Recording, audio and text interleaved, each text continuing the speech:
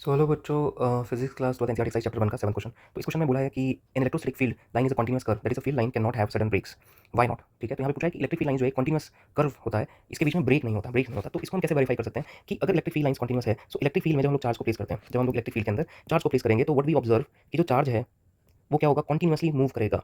मान लो एक चार्ज को मैंने रखा, एक प्लस क्यू चार्ज को हम यहाँ पे रखेंगे, तो वील ऑब्जर्व दैट ये क्या करेगा, ये कंटीन्यूअसली चलता रहेगा इलेक्ट्रिक फील्ड के अंदर। अगर इलेक्ट्रिक फील्ड लाइन जो है वो यहाँ पे ब्रेक होती, ठीक है, तो क्या होता, क्या ऐसा पॉसिबल हो पाता? नहीं। अगर इलेक्ट्रिक फील्ड लाइन ब्रेक होती तो मान लो कि ब्रेक की वजह से क्या होता है, यहाँ से इतना गैप आ गया इलेक्ट्रिक फील्ड लाइन के बीच में, तो चार्ज यहाँ से यहाँ तक कंटिन्यूअसली चलता, फिर चार्ज यहाँ पे आके क्या हो जाता, चार्ज यहाँ पे इसके ऊपर जो है जैसे ही यहाँ पे बाहर आता, इसके ऊपर फोर्स लगना बंद हो जाता और यहाँ पे रुक जाता। ठीक है, फिर हमें इस चार्ज को उठा के यहाँ रखना पड़ता और देन फिर हम लोग क्या ऑब्जर्व करते हैं कि ये फिर से कंटिन्यूअसली चल रहा है, बट ऐसा नहीं होता है। तो चार्ज जो है वो क्या होता है, चार्ज को जब मैं इलेक्ट्रिक फील्ड में प्लेस करूंगा तो ये कंटिन्यूअसली मूव करता रहता है। ये रिप्रेजेंट करता है कि इलेक्ट्रोस्टैटिक फील्ड लाइन जो है एक कंटिन्यूअस कर्व लाइन होती है, इसमें ब्रेक नहीं होता, इसमें ब्रेक्स नहीं होते, गैप्स नहीं होते। ठीक है, और अब जो बी पार्ट है उसमें पूरा explain why two field lines never cross each other. तो इलेक्ट्रिक फील्ड लाइंस जो है वो कभी भी एक दूसरे को इंटरसेक्ट नहीं करती, क्यों? तो जैसा कि हमें पता है कि कोई भी इलेक्ट्रिक फील्ड लाइन है, मान लो इलेक्ट्रिक फील्ड लाइन है, इलेक्ट्रिक फील्ड लाइन है, इस इलेक्ट्रिक फील्ड लाइन पे मुझे अगर डायरेक्शन ऑफ इलेक्ट्रिक फील्ड पता करनी होती है तो हम क्या करते हैं, उस पर्टिकुलर पॉइंट पे टेंजेंट ड्रॉ करते हैं in the direction of field. तो ये इस पर्टिकुलर पॉइंट पे इलेक्ट्रिक फील्ड को रिप्रेजेंट करती है। ऐसे ही मान लो मुझे यहाँ पे चाहिए तो यहाँ पे मैं क्या ड्रॉ कर दूंगा, ऐसे टेंजेंट ड्रॉ कर दूंगा। So at this point the direction of electric field is like this. ठीक है, तो अब एज्यूम करते हैं कि दो इलेक्ट्रिक फील्ड लाइंस ऐसे एक दूसरे को क्रॉस कर रही है, इंटरसेक्ट कर रही है। तो जहाँ पे पॉइंट ऑफ इंटरसेक्शन है वहाँ पे मैं जब टेंजेंट ड्रॉ करूंगा तो एक आएगी इसके अलावा